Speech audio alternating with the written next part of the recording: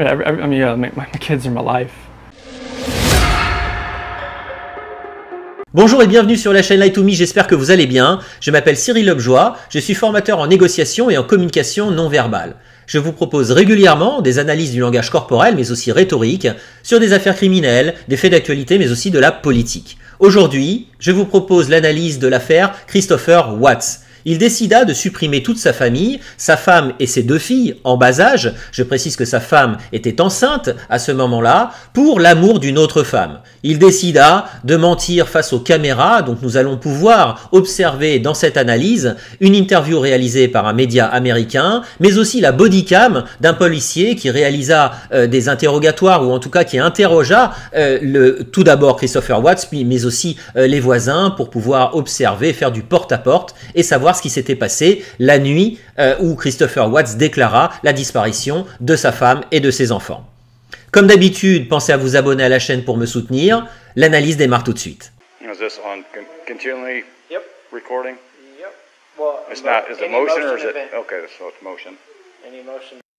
Dans le contexte que je vous indique à l'image ici, on va observer dès le début le tempérament, le comportement de Watts, et ici notamment. Il est dans son téléphone et boum, il va regarder, vous voyez ce type de regard ici qui est un regard de peur. On va voir qu'il va basculer de la peur à la panique petit à petit. On va le voir, il y a une gradation de l'émotion dans cette séquence. Bien évidemment, il sait d'ores et déjà que tout ce qu'on va voir à l'image, aux caméras de surveillance qui se déclenchent avec le mouvement, n'est pas en adéquation avec son discours. Il a indiqué que sa femme devait partir, avait dû partir durant la nuit avec ses filles, et on verra que personne n'est parti de la maison, personne n'a été filmé. Donc il n'y a que lui qui a été filmé, qui chargeait quelque chose à l'arrière de son pick-up. Donc ici on voit cette notion de peur. Event that happens. But I get cars driving from this street, and this is him at 517. Ce que je souhaite préciser, c'est que durant toute cette période-là, cette séquence, il est sur son téléphone. Il est sur son téléphone. On voit d'ailleurs que les épaules sont assez relevées, il y a une crispation, une tension dans le corps, il ne lève pas le regard. Le fait de garder un objet à la main de cette manière-là, c'est un renfort émotionnel. Ça lui permet de se mettre dans sa bulle, de gagner du temps, de réfléchir, de s'extraire aussi de la situation. Il utilise l'objet, encore une fois, pour essayer de se calmer d'une certaine manière. Il devrait, à mon sens, écouter, regarder ce qui se passe autour, ce qu'il ne fait pas là durant tout l'ensemble de cette séquence où son voisin est en train de s'exprimer.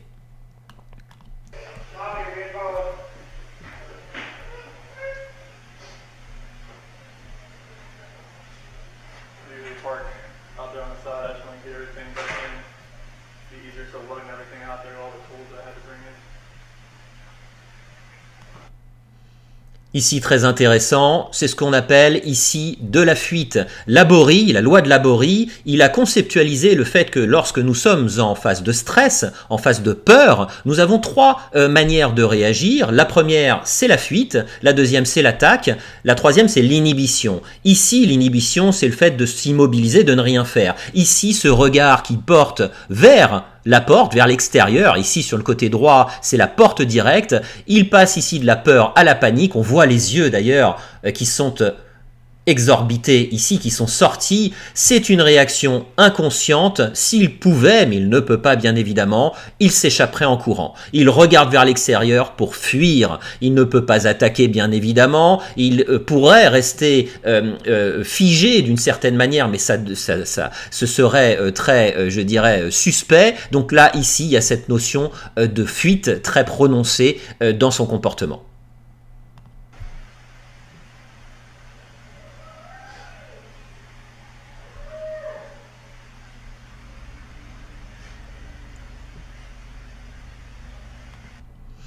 Bien sûr, comment ne pas noter, pardon, je coupe beaucoup, mais on voit ce mouvement, il porte les mains sur la tête, boum, ici. Certains appellent ça la pose du suspect, lorsqu'on met les mains sur la tête de cette manière-là. Ici, il y a plusieurs interprétations. Bien évidemment, ça reste émotionnellement lié à la peur, mais c'est aussi, oh là là, qu'est-ce que j'ai fait? Oh là là, qu'est-ce qui va m'arriver? Ce mouvement émotionnel, ici, va lui permettre aussi physiologiquement de respirer. On ouvre la cage thoracique, il va se mettre d'ailleurs, on va le voir par la suite, en hyperventilation. Il est pris à son propre discours, il est dans une difficulté, il sait très bien que ça va mal se passer par la suite, qu'il va devoir justifier son discours, et ses mains vont ici lui permettre un petit peu de ventiler, un petit peu de respirer, et en même temps, c'est une posture qui est liée à quelqu'un de suspect. On va voir aussi qu'il va le faire à plusieurs reprises. Il pince les deux lèvres pincées, c'est une manière de retenir ses propos, et c'est aussi, lorsqu'on ferme fortement les lèvres, il va le faire à plusieurs reprises, une manière de calmer son émotion, une manière de mordre l'émotion pour ne pas qu'elle sorte trop fort.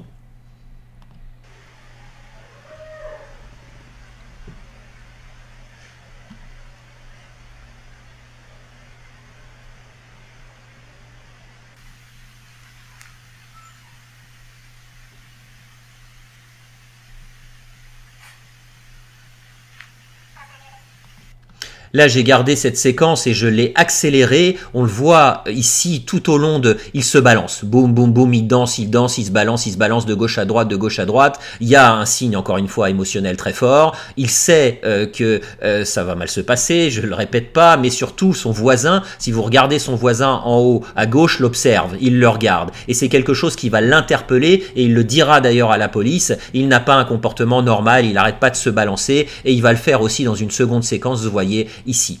On va aussi observer, je vous parlais d'hyperventilation.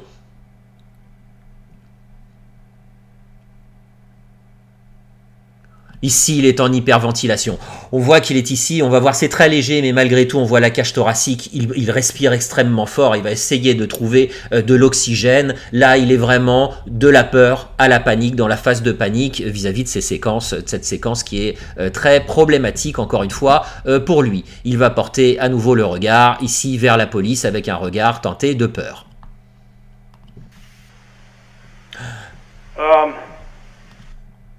Les lèvres pincées à nouveau, hyperventilation juste avant, et les lèvres pincées. Retenue émotionnelle, retenue des propos. My detective just showed up, so he'll probably want to talk to you. He'd probably, like I said, he might have you call at the bank and see if there's any kind of activity. Hop, il regarde, il part vers son voisin, le regard aussi n'est pas normal, il y a un regard encore une fois, de frayeur. Qu'est-ce qui va se passer, qu'est-ce qu'il va dire, voilà.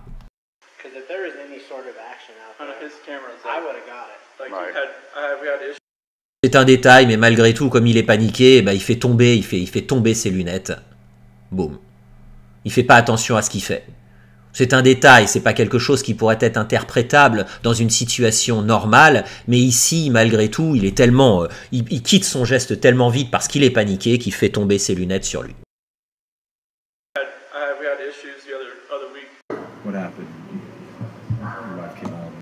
Deuxième séquence brièvement, c'est le jour suivant, soi-disant, la disparition de son épouse et de ses enfants, et il va s'exprimer, il accepte d'être interviewé par des journalistes pour un média américain, à la télé bien sûr.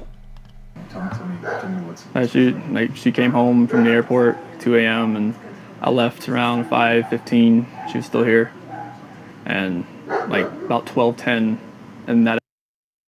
Je garde cette séquence, il explique ce qui s'est passé lorsqu'il est revenu, les horaires, et on va quand même regarder, ça n'a rien à voir avec la détection du mensonge, mais dans son cas, le cadran du regard, vous voyez, lorsqu'il fait appel au passé et aux horaires, il va porter le regard en haut, un petit peu en haut à droite, mais le regard est supérieur. Donc il va chercher les informations, et il va le faire à une deuxième reprise lorsqu'il parle des horaires, ici. C'est un regard qui part en haut aussi, plutôt à droite cette fois-ci, moins sur la première séquence, mais on voit que le cadran du regard, sur la chronologie, sur le temps, part sur le cadran du regard supérieur. That afternoon, her friend Nicole showed up at the door. Like I had texted Shanann a few times that day, called her, say, but she never got back to me, but she wasn't getting back to any of her people as well. And that's what really concerned a lot of people. Is like, if she's not getting back to her, like, if she doesn't get back to me, that's fine. Like, she gets busy during the day, but she didn't get back to her people, which was very concerning. And Nicole. Là, il explique qu'il a envoyé des messages, que des proches lui ont envoyé des messages et qu'elle n'est jamais revenue vers qui que ce soit. Elle n'a jamais répondu. Ce qu'on peut observer dès le départ, c'est ce manque d'émotion, hein, ce qu'on appelle l'apathie. Ici, c'est apathique complet. Il n'a pas d'émotion. Bon, ici, elle n'est jamais revenue. Il y a une légère émotion de surprise, mais qui est feinte en fait. On le voit, les paupières sont à demi closes. On voit que c'est une émotion. Bien sûr, il sait la situation. Donc, cette émotion de surprise est feinte et je dirais qu'elle est toute la séquence. Ici, il n'y a pas d'émotion et toute l'interview d'ailleurs, il va être complètement apathique vis-à-vis, soi-disant, de la disparition de sa femme, dans lequel il est tearing apart. Donc, il est déchiré par rapport à cette situation. She called me when she was at the door, and that's when I came home, and then walked in the house, and nothing has vanished. Nothing was here. I mean, she wasn't here. The kids weren't here. Nope. She wasn't here. Elle n'était pas là. Les enfants non plus. On va observer un petit mouvement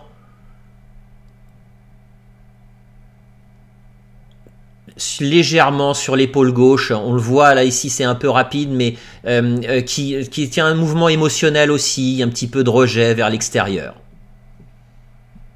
Je remets la séquence pour que vous voyez ces mouvements d'épaule. Nothing has vanished. Nothing was here. I mean, she wasn't here. The kids weren't here. Nope, nobody was here.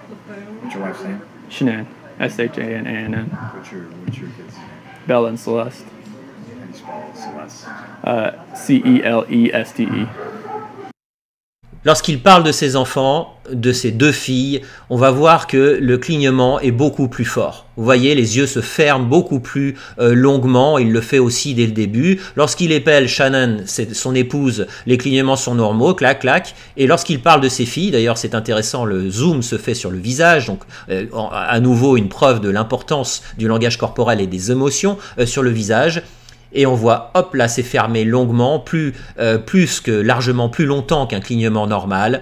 Et à nouveau, ici, un clignement psycho-affectif, ici, très rapide, juste après, clac.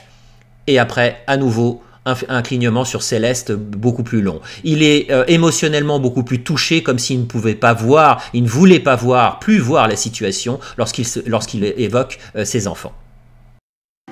How old are your daughters? 4, Bella's 4, Celeste is 3. And so 4 and Celeste is 3, donc les âges 4 ans et 3 ans. Et là, clac, clac, clac. Vous voyez le nombre de... Là, c'est un psycho-affectif, c'est-à-dire qu'il sait... il montre sur son visage qu'il ne veut pas voir la situation, il sait ce qu'il aura fait, et là, c'est très dur. Il vit, clac, clac, clac. Il sait qu'il y a un souci sur le sujet qui est évoqué et on le voit quand même par l'intermédiaire de ces triples clignements qui apparaissent. On le voit ici.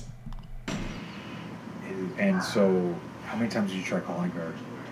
I called her 3 times, texted her about 3 times just to say, you know, what's going on. Like because after I called her and texted her once, it's like maybe she was just busy. Like. Beaucoup d'émotions de surprise à nouveau. Feinte, hein, bien sûr, clac. Une surprise avec un léger sourire, on va le voir. Hein. Il va faire de l'humour un petit peu, ou en tout cas, il va montrer de la joie. She just got back, you know, like everybody's probably calling her from her trip. She just got back from Arizona, and I figured she was just busy. But when her friend showed up, that's what it was like. It registered like, all right, this isn't right. This isn't right. Clignement psycho-affectif. Clac, clac, clac, clac. Bien sûr que ça ne va pas. Do you think she just took off? Do you think? I mean, right now I don't even want to just like throw anything out there. Like, I hope that she's somewhere safe right now and with the kids. J'espère qu'elle va bien maintenant avec les enfants, et on voit ici une légère micro-expression de joie, de sourire. Et pourtant, il évoque quelque chose, j'espère que tout va bien. Ça n'est pas logique. But, I mean, could she have been... Mouvement d'épaule à gauche, à droite, pardon. Clac, ici. Could she just taken off? I don't know, but if somebody has her and they're not safe, like, I want them back now. Like, that's what's in my head. Like, if they're safe right now, they're going to come back. I want them back now, je veux qu'ils reviennent maintenant, sans émotion. Pourtant l'intonation de voix, le paraverbal, il appuie un petit peu dessus, mais on voit qu'il n'y a pas d'émotion en fait. Est-ce qu'ils vont bien, s'ils ne sont pas safe, donc s'ils ne sont pas en sécurité? Il évoque lui-même le fait qu'il ne soit pas, qu'elle ne soit pas en sécurité, il va le répéter d'ailleurs, donc en termes de rhétorique, en termes de discours, la répétition, c'est pour appuyer quelque chose, et je trouve que c'est suspect d'ailleurs de sa part d'appuyer si ça ne va pas, si ça ne va pas. Il y a par rapport une non-congruence, je dirais, entre le discours et les émotions qui sont vécues. Il se rend suspect là vraiment dans cette interview. But if they're not safe right now, that's the not knowing part. I'm gonna ask some kind of S'ils ne sont pas ici en sécurité, c'est la partie qu'on ne sait pas. Hein. On ne sait pas, et on va voir ici, hop, une déglutition. Et la déglutition, c'est quand on a peur. Hein, on avale sa peur. Il y a quelque chose qui ne va pas. Il avale là au moment où il dit on ne sait pas. Bon. gonna ask some kind of tough questions about your relationship with your kids. Pincement des lèvres à nouveau, retenue des propos, pincement émotionnel aussi. On mord son émotion. I mean, yeah, my kids are my life. I mean, those smiles light up my life. And it's like, I mean, last night, like during when they usually eat dinner, it was just like I miss them. Like, I mean, I miss telling them, hey, you got to eat that, or you're not going to get your dessert. You know, and just like you're not going to get your snack after. Là, toute la séquence. Il évoque ses enfants, qu'il a besoin de voir ses enfants, qu'il explique une situation, s'ils ne terminent pas leur repas, ils n'auront pas de dessert. Et on va voir, à nouveau, regardez, le sourire, il sourit.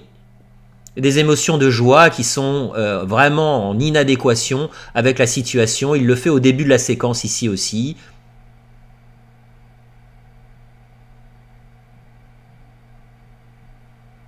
Avec des mouvements d'épaule. Mais la joie ici est très prononcée. It was tearing me apart last night, and I needed that. I needed that last night, and for nobody to be here last night and to go into their rooms and know that I wasn't going to turn the rain machines on, and I know that I wasn't going to turn their monitor on, and know I wasn't going to kiss them to bed tonight. It was. That's why last night was just horrible. He was tearing apart, donc il était vraiment déchiré, que la dernière nuit était horrible, qu'il a vécu vraiment l'enfer en fait, mais à nouveau les émotions qu'on voit sur son visage, il fait non de la tête, mais bon c'est vraiment, c'est de la comédie en fait tout ça. On ne voit pas du tout de congruence, encore une fois, entre le discours et le non-verbal. I couldn't do it. I want everybody to just come home. Like wherever they're at, come home. That's what I want.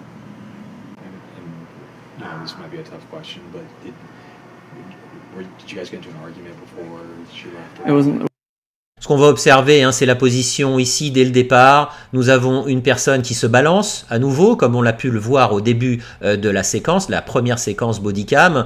Et surtout, ce qui m'interpelle quand même, c'est une forme ici de protection. Ici, il est avec le bras, la main, droite qui est cachée sous le biceps, le bras gauche qui est en opposition. On parle d'exosquelette, on parle vraiment d'une personne qui ferme. Là, c'est un signe de fermeture. Il est logiquement dans l'ouverture, il est logiquement dans l'explication de ce qui s'est passé, dans la transparence, et pourtant son langage corporel montre de la fermeture avec des épaules légèrement tendues, portées vers le haut. It wasn't like an argument. We had an emotional conversation, but I'll leave it at that. But I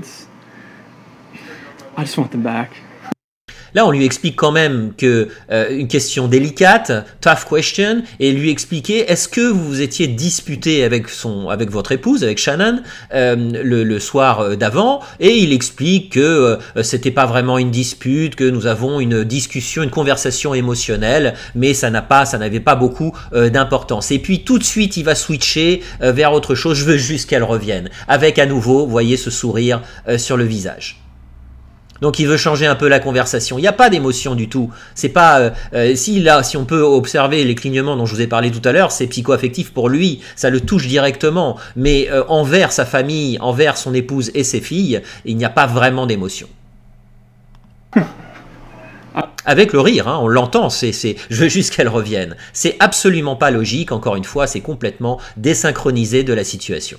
I just want them to come back, and if they're not safe right now, that's what's tearing me apart. Because il répète, hein, if they are not safe, that's what's tearing me apart. Donc ils sont vraiment, il les redit à nouveau, s'ils ne sont pas en sécurité, ça me déchire. Il répète les mêmes choses, et la répétition de cette manière-là est suspect. If they are safe, they're coming back. But if they're not, this has got to stop. Like somebody has to come forward. You know, like the police department went door to door asking, like cameras and everything, just like nothing. Là, il explique que la police a été donc faire interroger les voisins, ils ont fait du porte-à-porte et qu'ils n'ont rien trouvé avec un mouvement d'épaule. Clac. Là, c'est ils n'ont rien trouvé, tiens, c'est vraiment dommage. Mais en fait, c'est un mouvement de rejet, à mon sens. Et puis, à nouveau, il reprend cette position avec les lèvres pincées. Je ne reviens pas dessus. Émotionnel, retenue des propos. My last question, if you have any of them, so feel free to step in. My last question is, if your wife can see this, if she can watch these, what would you like to tell your wife and your kids? Shanann, Bella, Celeste, if you're out there, just come back. Like, if somebody has her, just please bring her back. I need to see everybody. I need to see everybody again. This house is not complete without anybody here. Please bring her back. Toute la séquence ici, on lui demande si vous avez un message à transmettre à votre fille, à vos enfants, s'ils regardent, s'ils voient ce message, qu'est-ce que vous leur diriez? Et ce qui est intéressant, c'est qu'il va immédiatement, boum, il va regarder la caméra déjà, je trouve ça assez suspect. Donc comme s'il s'exprimait envers elle, et il n'y a pas de temps de préparation, c'est-à-dire il ne réfléchit pas, c'est un discours, alors il n'est certainement pas préparé, bien que, mais à nouveau, où il y a zéro émotion, il part tout de suite avec, on va l'observer, ces clignements qui sont prolongés, Shannon, Bella, Céleste, donc vraiment il y a cette notion de ne pas voir. Il se balance, hein, on le voit beaucoup, de gauche à droite. Non, ici, les yeux apathiques complets, pas d'émotion, zéro émotion. On va le voir d'ailleurs, le fait qu'il n'y ait pas d'émotion sur la partie ici du front. Lorsque le front ne fonctionne pas, lorsqu'on ne voit pas de ride ici de la gabelle ou la ride du lion, lorsque le front n'est pas sollicité, ça prouve qu'il n'y a pas d'émotion, que la personne ne vit pas d'émotion. Et c'est à nouveau ici extrêmement suspect de ne pas avoir quelqu'un qui, par rapport à son discours, ne vit pas d'émotion. Vous le voyez ici, il va garder la même position, le même regard, excepté ces clignements qui sont assez prolongés lorsqu'il s'exprime, je trouve, sur ses filles notamment, mais il y a zéro émotion. That's it. I can take that mic off you. Je garde cette séquence ici, vous voyez, il ouvre son col, ici c'est quelqu'un, lorsqu'on ne dit pas la vérité, lorsqu'on est en tension, lorsqu'on est en stress, bien évidemment notre corps va augmenter le battement cardiaque, les battements cardiaques, la température du corps va monter, bien évidemment, et ici ouvrir son col, c'est une manière aussi de ventiler, c'est une manière de trouver de la respiration et de rafraîchir d'une certaine manière sa température corporelle. C'est un signe, un item bien sûr qui est inconscient. Mon verdict par rapport à l'analyse de ces deux séquences de Christopher Watts se porte tout d'abord sur la première, sur la body cam. Le geste qu'il réalise en mettant les mains sur la tête est caractéristique de quelqu'un qui a une réaction émotionnelle très forte. Outre le fait que certains nomment ça comme la posture du suspect, ça lui permet physiologiquement parlant de mieux respirer. Il est en hyperventilation. On voit que lorsqu'un menteur est pris à son propre mensonge, intérieurement, corporellement, il va y avoir des réactions et il a besoin inconsciemment de pouvoir ventiler, de pouvoir mieux respirer. Cette manière de se positionner lui permet notamment de mieux respirer. Ce qu'on peut aussi observer de manière inconsciente, c'est ce regard qu'il porte vers l'extérieur. On peut observer le regard ici, mais je pense que même les pieds, les jambes se sont orientés vers l'extérieur. Je reviens sur la loi brièvement de Laborie. Lorsque l'humain est en face de danger, en face de peur, mais de peur assez élevée, il va avoir tendance à réagir de trois manières. L'inhibition, c'est-à-dire le freeze, ne pas bouger, rester immobile. La fuite, vouloir partir, ou l'attaque. Ici, lorsqu'il porte le regard à l'extérieur, c'est une notion de fuite. Comme je vous l'ai dit, s'il pouvait, il partirait en courant. C'est un item, c'est un indice de mensonge assez fort à ce moment-là. La deuxième chose se porte sur la seconde séquence lorsqu'il est interviewé.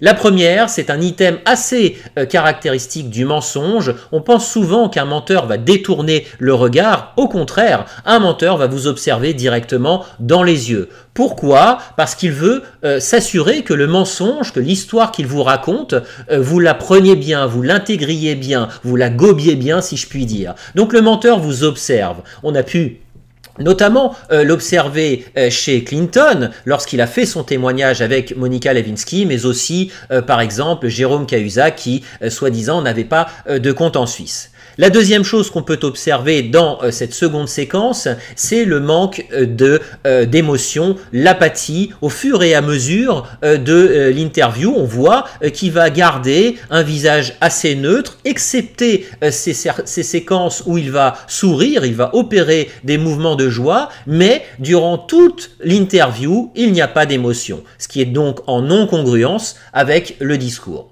Dernier élément qui est lié aussi à de la détection du mensonge et de la manipulation, c'est le paraverbal que je n'ai pas cité pendant l'analyse, mais on va entendre que les intonations de voix, que le ton de la voix restera le même au fur et à mesure de son interview. Il y a assez peu de sauts lorsqu'il va s'exprimer. Il y a assez peu d'intonations fortes, aiguës ou graves. Il va y avoir assez peu de variations dans son paraverbal, ce qui est une forme de non-émotion et qui, à mon sens, n'est pas naturel, n'est pas logique par rapport à la situation.